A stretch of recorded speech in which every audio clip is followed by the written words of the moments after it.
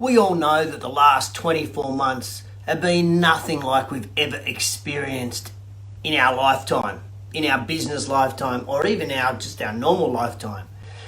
And in business, as leaders, our priority obviously has been keeping our customers while still acquiring new customers. We've scrambled, we've pivoted, we've done our best to get our old customers back. The question I've got for you this morning is this: have we been spending our energy, our resources in the right place? Where should you be investing those resources in order for your business to regain, relaunch, and reboot after this crazy time? Good morning, Belinda. How are you this morning? So I want to challenge you. I want to challenge this morning, each and every one of you, whether you're watching live or on replay, that you're spending $1 squillion to get new customers, keep your customers, get your old customers back. But I guess my question is this: are you looking after your people? Are you looking after your people? Because we spend the money, we get the people in, we get the customers in, but if your people aren't holding up their end of the bargain and servicing your customers, then you're wasting your money. Welcome to JTInTheRaw show 260, right to the thin on business. And after 32 years in business, I have just a few things to chew. And this week's show is inspired by conversations that I had with my Rex members this week, where we discussed on multiple levels the number of people that are leaving the fitness industry, the number of people that are disengaged at work, and what impact that is actually having on our customers. So my thought process is this: maybe we're actually spending our money in the wrong place. For years there have been numerous, and there always have been numerous sessions at conferences on customer acquisition, on customer retention. There's been some sessions around culture development. In fact, that one has increased. But the acquisition of quality people to work for us is in fact a dearth of sessions at a conference. They don't exist. In fact, at my Rex group this week, conversations often turn key performance indicators of our business is around marketing and our spend of marketing to acquire customers. We in fact talk about, where do we spend that marketing dollar? Generally in business, the focus is on marketing. The focus is on that acquisition as well as retention of our customers. And in fact, one of the fastest growing categories is technology. Companies want us to funnel, automate, and communicate efficiently through technology. However, the clubs, and I use this specifically, the clubs in the fitness industry that have rebounded, relaunched, and regained are those with a strong community. And the glue to the community is your people. A club is where you feel like a member. You're not a number. People know your name, there's a friendly atmosphere, and your team, the people that work for you, give that club feel. Many of you have heard me say this before. It's not the bells and the whistles of your equipment and facility. It's actually the people that ring the bells and blow the whistles that make the difference. The problem is not that we're losing good people from our industry. Yes, that is a problem, but that's not the main one.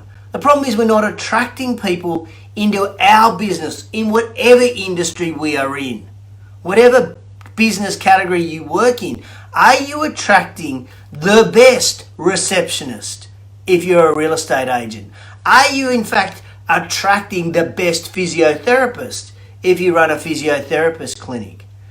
Are you attracting the best retail designer if you own a retail store? These are the questions I want to pose to you, because as industries and operators, I simply don't think we are marketing ourselves well enough to the community to attract workers.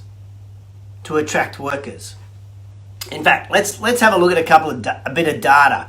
A mid-year survey from Gallup found that 48% of the US working population are actively searching for another job. Now think about that, 48%. So that's 1 in 2. So let's imagine Joe leaves and we replace Joe with Fiona. Fiona comes in and she's going to be trained by Peter. You got a 50-50 chance that Peter's actually engaged in the business. So this is the crazy thing. If 48% of the people are actively looking for new jobs, when we put on new people, the people that are training them are actually looking for another job. That just perpetuates this downward spiral. In fact, impact on your culture of your business. The survey showed further that there's a loss of productivity of these non-engaged staff. And that's equal to 18% of an annual salary. 18% of a salary is lost to low productivity. So the current scenario that we're living in our business is in fact that we're losing good people. We're losing people in what we do, but we're also not attracting good people into our business. And it's not the pay that's causing the issue. That's not what it's about. It's not about pay. It's the pandemic has changed the way people view their work and their quality of life. They now want managers who care. They want managers who engage with them. They want managers who give them that sense of purpose, that inspiration, and that motivation to perform. That's what they're looking for to stay. That's what they're looking for to come and work for you. Your role has changed as leaders of your business. The key to your success in 2022 is your people. You have to be willing to invest to find great people and then keep great people. I saw a beautiful testimonial yesterday from a client of ours, but not through our advice. He actually posted it from World Gym in Marconi here.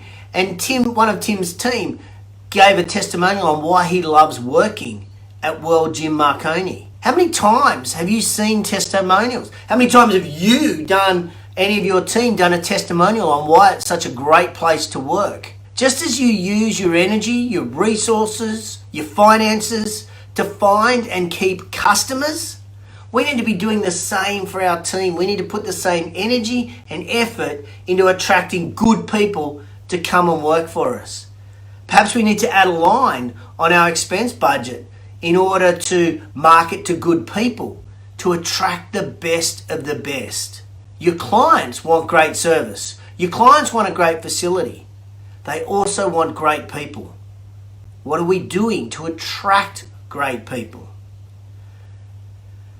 So I guess I'm going to give you two sort of tasks. Firstly, you have to ensure that you've got a culture. I was trying to think of a good word, a great culture or a culture.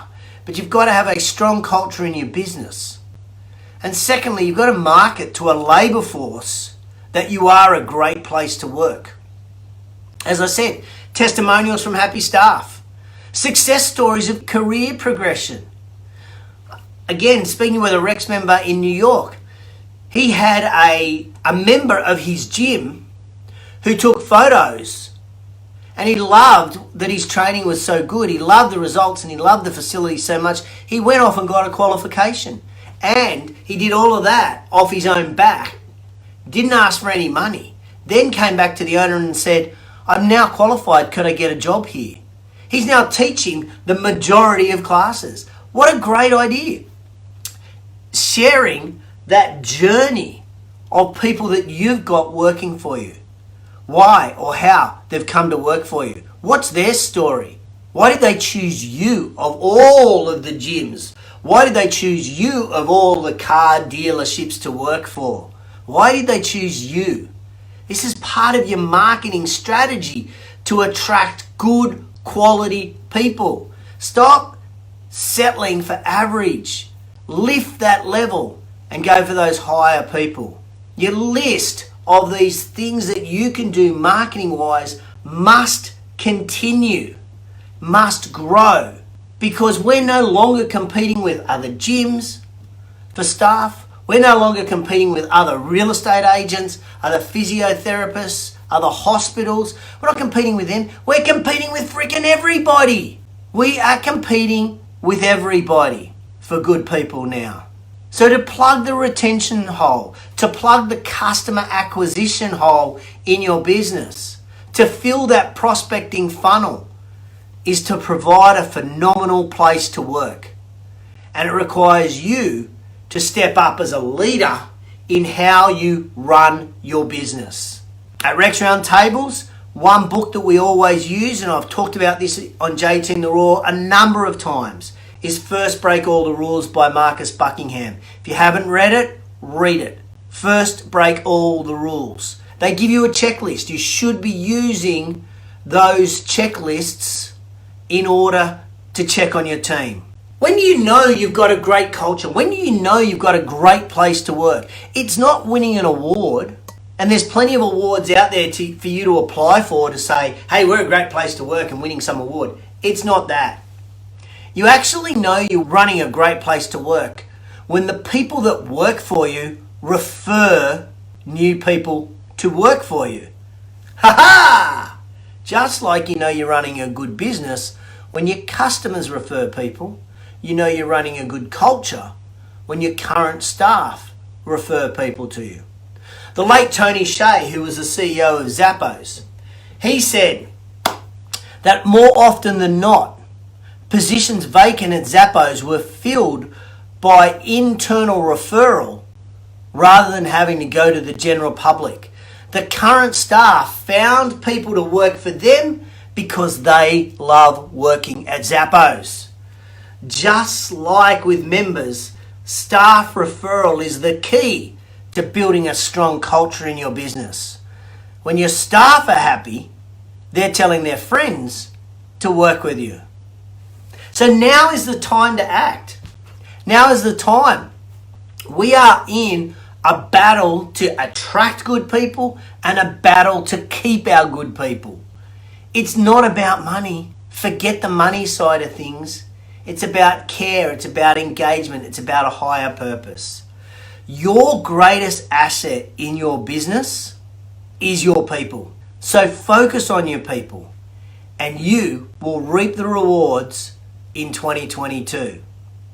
Get planning now, get your strategy happening, and you'll reap the rewards in the time to come. If you got any value out of the show, please hit the share button wherever it is or tag anybody in the comments below. That way it'll pop up on their newsfeed. I love doing this. I hope you get some value out of these shows each week. Stay safe. Freedom Day is looking good in New South Wales, but around the world, please just keep safe.